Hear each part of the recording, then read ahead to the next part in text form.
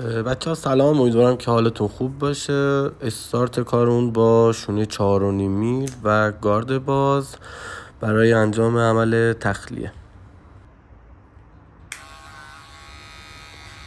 باید توجه داشته باشیم توی این قسمت گادلاینمون یا انتهای فیدمون از قسمت گردی سر بالاتر نره.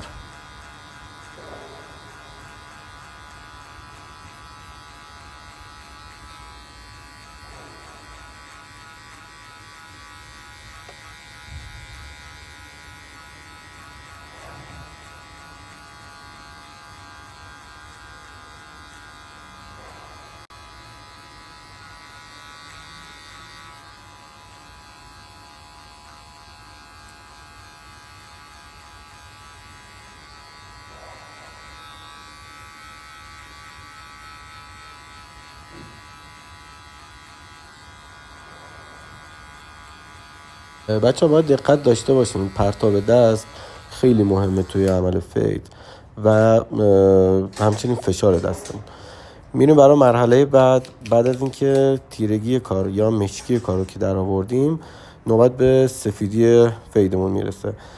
با صفر کلیپرمون سفیدی کار رو میندازیم و اینکه یه نکته وجود داره، اینکه سفیدی کار ما یا اینکه لاینای دیگه فیدمون که قراره جلوتر انجام بدیم، همه لاینا باید موازی با گادلاین ما برن جلو.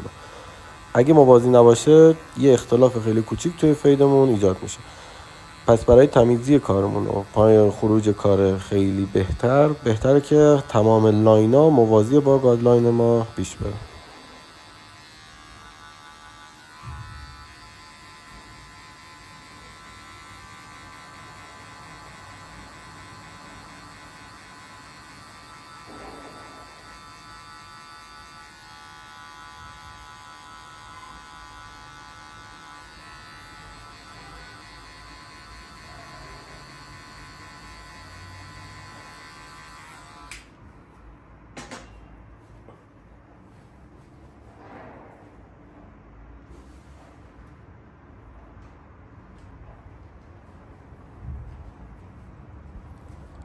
توی این مرحله قسمت سفید کار ما رو میتونیم با تریمر یا شیور کامل سفیدتر کنیم تا قسمتی که به پوست متصل شده کاملا فید بشه.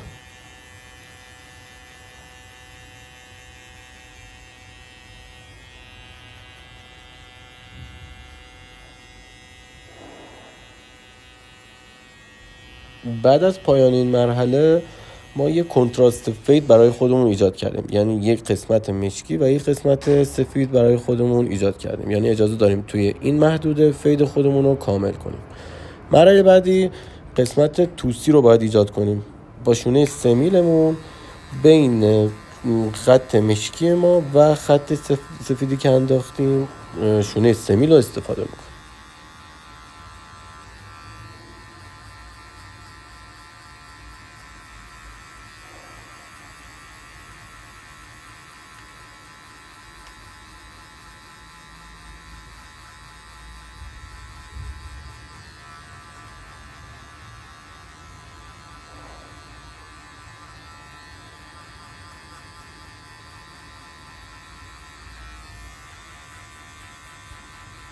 بچه ها توی فید عمل تخلیه همیشه کار رو سبک میکنه و فیدی که میندازیم آسون تر میکنه. پس بین 3 تا لبه‌ای که ایجاد شده، اول لبه‌ای که حجم بیشتری داره، یعنی لبه‌ای که با گادلاینمون انداختیم و با زاویه درست دادن به شونه فیدمون حذفش میکنیم.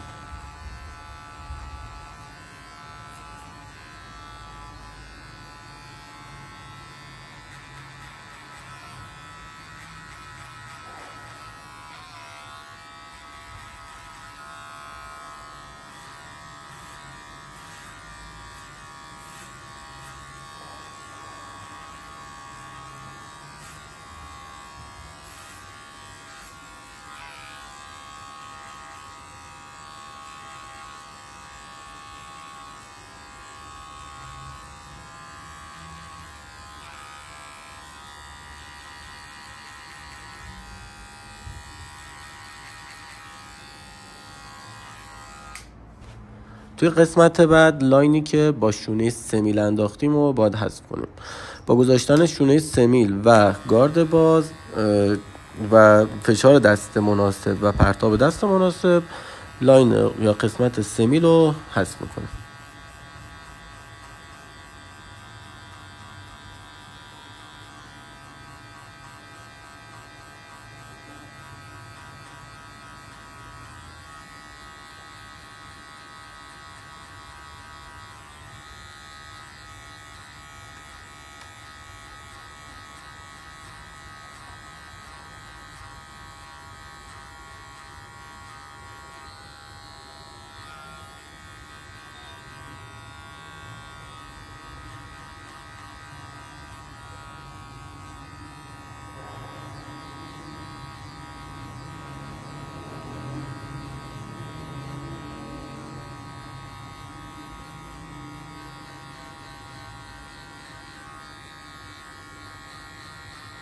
بچه ها بعد از حذف قسمت سمیلمون نوبت به قسمت سفیدی کارمون میرسه و با شونه 1.5 میل قسمت سفیدی کارمون رو حذف میکنیم. توی این قسمت دقت داشته باشین به خاطر اینکه پوست مشخص میشه و اینکه اگه موریزه باشه امکان خطا خیلی زیاده. اول کار رو تمیز میکنیم و روی کلیپرمون هم تمیز میکنیم. از شونه 1.5 میل استفاده میکنیم برای حذف لبه‌ای که ایجاد شده. توی این مرحله فشار دست خیلی مهمه و اینکه باید دقت داشته باشین از 1/3 یا قسمت کرنل کلیپرتون استفاده کنین برای حذف بهتر لبه‌ای که ایجاد شده.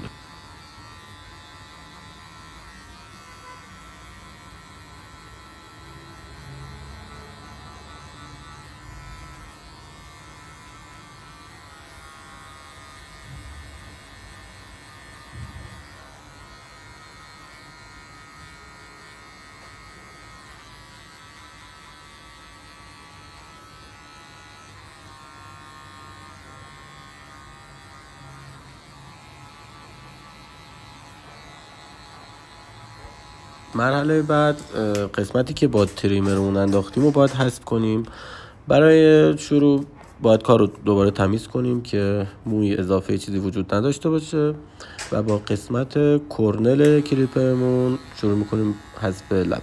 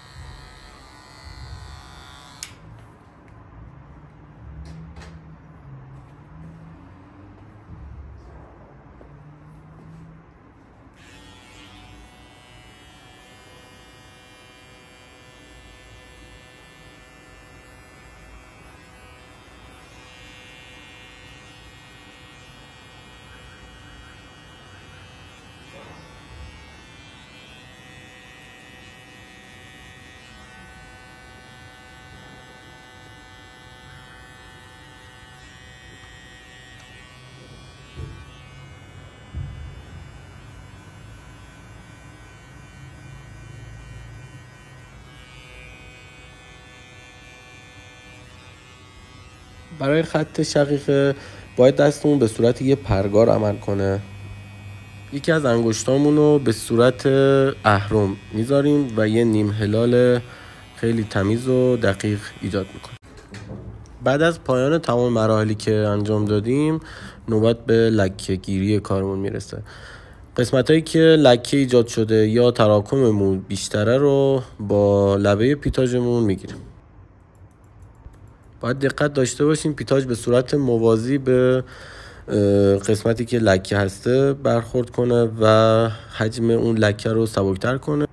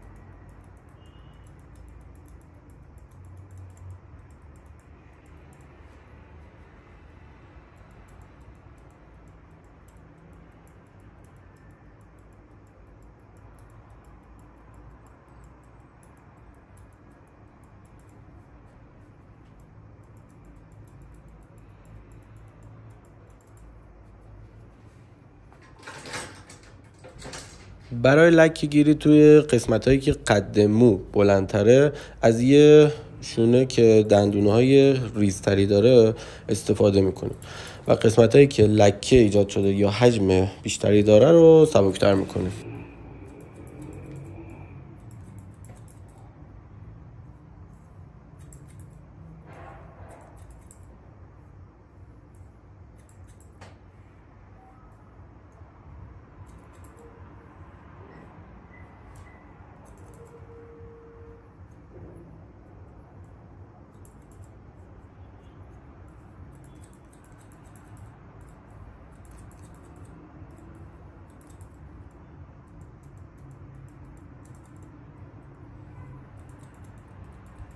بچه هرچی وقت بذاریم روی لکه گیری فید ما تمیزتر و جذابتر میشه.